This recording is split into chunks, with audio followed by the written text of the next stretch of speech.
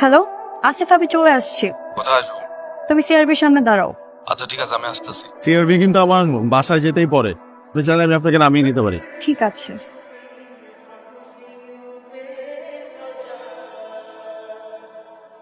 অনেক ধন্যবাদ আপনাকে। Best of luck.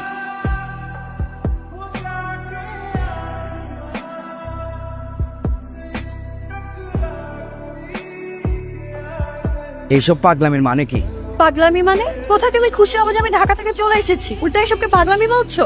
আমার পক্ষে এখন বিয়ে করা সম্ভব না। আমি কোনো চাকরি বাকরি কিছু করি না, তোমাকে রাখবো কোথায়, খাওয়াবো কি? আর তুমি জানো না আমার মা কিরকম? বাহ, খুব ভালো। 3 বছর প্রেম করেছো, তখন এসব মনে ছিল না? তখন তো খুব বড় বড় কথা বলতা, বাবার ব্যবসা দেখবা, যাই হয়ে যাক না কেন একসাথে থাকবা। যেই এখন বিয়ের কথা বললাম, সিংহ থেকে হয়ে গেলাম বিড়াল। ও, এখন আমি বিড়াল না? কেন আমি তোমাকে বলি নাই 1 বছর ওয়েট করার জন্য? বলি নাই? তুমি ওয়েট করতে পারতেছো না, সেটা তোমার প্রবলেম, আমার তো প্রবলেম না। তুমি জানো না আমার বাসার কি অবস্থা? লজ্জা লাগে না সবকিছু জানার পর এটা বলতে? এই চলো, তুমি আমার সাথে চলো। কোথায়? কোথায় মানে?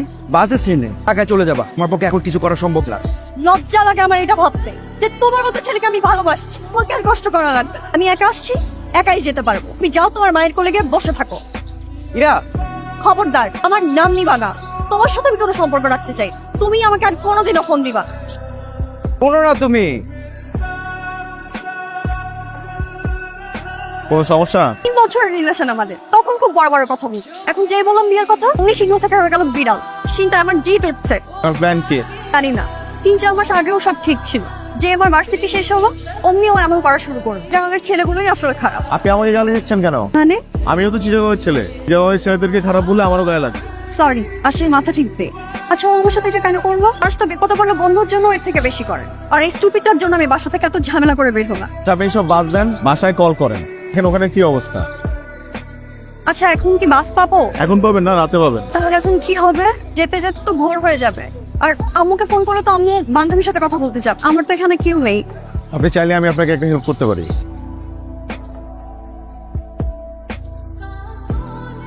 ইরা হচ্ছে আমার বোন শিখ। ভাইয়া আমাকে সবকিছুই বলেছে। তো একটা কাজ করেন না, আপনি আমাদের বাসায় চলেন, তারপরে চিন্তা ভাবনা করে আন্টিকে একটা কল দিয়েন। এভাবে যাওয়া কি ঠিক হবে? আপনাদের বাসার সবাই কি ভাববে? আপনি কোনো টেনশন করেন না, আমি সব ম্যানেজ করব। আচ্ছা আম্মু, রাগ করে কোথায় চলে গেলি মা? ও আমি আমার একটা ফ্রেন্ডের বাসায় আসছি। টাকাম চিটাগাং? ঐশী। আসসালামু আলাইকুম আন্টি, কেমন আছেন? এই তো মা আছি। তুমি কেমন আছো? দেখো তোমার কি সব ঘটনা ঘটে গেল। আন্টি যা হবার তো হয়ে গেছে, হাত দেন না। সব থেকে ভালো হয়েছে কি ও আমাদের বাসায় চলে আসছে। ও ছেলেটা বাসায় গেলে কি হতো একবার চিন্তা করেন। মা ঐশী, তুমি ওকে একটু ভালো করে বোঝাও। চিটাগাং গেছে, এটা যদি ওর বাবা জানতে পারে আমাকে ওকে দুজনকে মেরে ফেলবে। হ্যাঁ, তুমি আব্বুকে কেন বলবা চিটাগাং আসছি? তুমি কি পেটের মধ্যে কোনো কথা রাখতে পারো না? চুপ করবে এত। ওর জন্য আমার সারা জীবন কথা শুনতে হলো। আসলে হয়েছে কি, আমি ওকে যেতে দেইনি। এত রাতে একটা মেয়ে একা একা যাবে। আচ্ছা বরং কাল সকালে আমি নিজে গিয়ে ওকে গাড়িতে তুলে দিয়ে আসবো। মা কোনো টেনশন করো না, আব্বু আসার আগে আমি চলে আসবো। এখন রাখছি। Thank you. আসসালামু আলাইকুম। ওয়ালাইকুম আসসালাম। ভাইয়া আমাদের মধ্যে সবার বড়। ভাইয়া আপনি কিন্তু বাকি দুজনের চেয়ে বেশি কিউ। কেন কি হবো না? আর ছোটকালে যেহেতু ভালো ভালো খাবার ছিল ওদের কাছে ছিল, আমি খেয়ে ফেলতাম, এই জন্য মাসালা কি উঠেছি। আপনাদের ফ্যামিলির সবাই অনেক ভালো। আচ্ছা নয়ন ভাইয়া তোমাদের আপন ভাই হয়?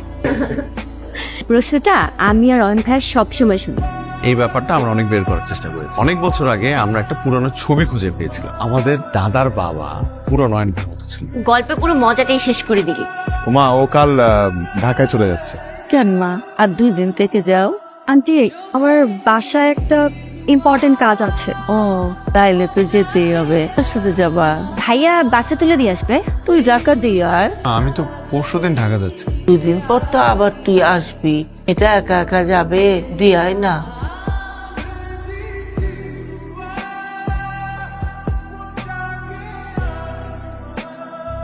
কোথায় গেছিলি তুই? আব্বু মানে আব্বু উনি আমার বান্ধবীর ভাই, ওকে দিতে আসছে। কি আসিস না? ভুল হয়ে গেল বাবা। সরি। ছিল আপনি কি বাবা? না, এসো ভিতরে এসো। আয় ভেতরে আয়। হাই, কেমন আছেন? ভালো, আপনি? ভালো। আজকের ব্যাপারটার জন্য সরি। আপনি তো কিছু করেননি, আপনার বাবা করেছে। আপনার মন ভালো হয়েছে এখন? ছি আর কি। মন বেশি খারাপ থাকলে বলবেন, একদিন আড্ডা দেবো একসাথে। আমি এইটাই বলতে চাচ্ছিলাম, একদিন দুইজন মিলে কফি খাবো। গ্রেট, ঠিক আছে, তারা ঘুমিয়ে পড়েন, রাত হয়েছে তো। ওকে। আচ্ছা বলি না তো আসিফ ভাইয়ের সাথে কি হলো? আর বলিস না, 3 বছরের রিলেশন আমাদের, তখন খুব বড় বড় কথা, যেই বললাম বিয়ের কথা তেমনি সিংহ থেকে হয়ে গেল বিড়াল।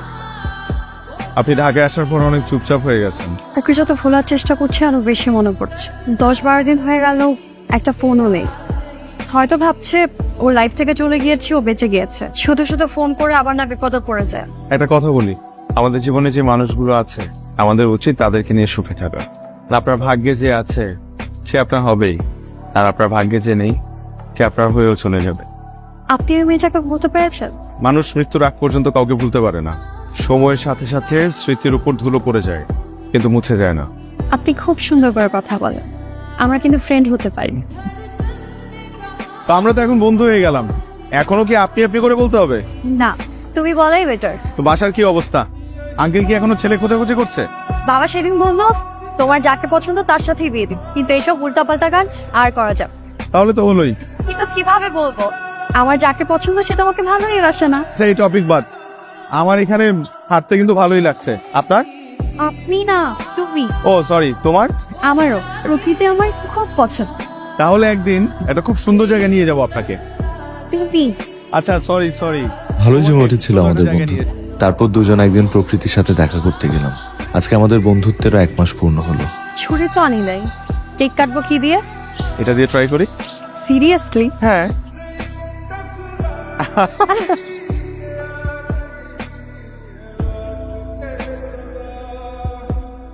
আজকে আমি অনেক হ্যাপি।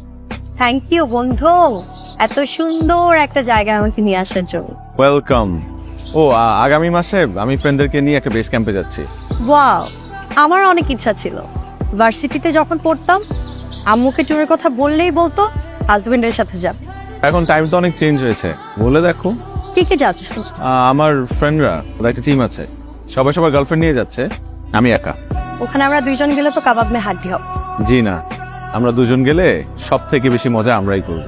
আচ্ছা আমাকে একটু টাইম দাও, একটু ট্রাই করে দিই। দিলাম, ট্রাই করে দেখো। তোমাকে দিলাম এ ঘর বাড়ি, বুকের পাজর মনের ক্ষত। তোমাকে দিলাম আমাকে আমি, সুখ দুঃখ স্বপ্ন যত। আমাকে রেখো আমার থেকো, যত দূর যাও আমাকে নিও। তোমাকে দিলাম বন্ধু আমার, ফুল পাখি নদী যা কিছু প্রিয়। কি করছো? এই তো কিছু না, একটু কাজ করছে। কেন? একটা গুড নিউজ দে। হ্যাঁ বলো, তাড়াতাড়ি বলো। বাসায় ট্যুরের জন্য ম্যানেজ করে ফেলেছি। হাই করছো, কিভাবে করলে? বললাম ট্যুরের কথা, তারপর তোমার কথা বললাম। মা বাবার সাথে কথা বললো, বাবা তোমার কথা শুনেই রাজি হয়ে গেল।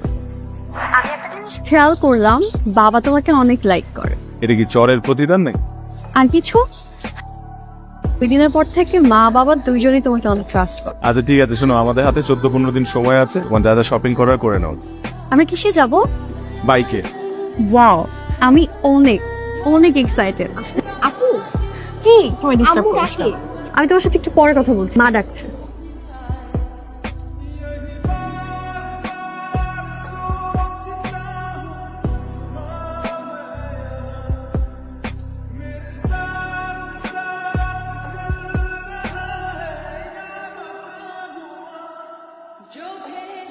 Thank you. তাঁবুতে তো আগে কখনো থাকা হয়নি না? প্রথম একটু এক্সাইটমেন্ট কাজ করবে, একটু ভয় কাজ করবে, এরপরে এটার প্রেমে পড়ে যাবে। তাই না? জানো, আমার না খুব ইচ্ছা বিয়ের পর বউকে নিয়ে একটা তাঁবুতে থাকবো, সারা রাত গল্প করে কাটিয়ে দেবো।